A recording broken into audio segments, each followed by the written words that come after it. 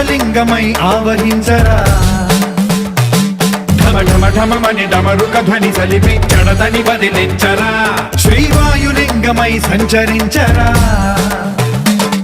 అణువణువున తన తనువున నిలిచి చలనమే కలిగించరా భస్మం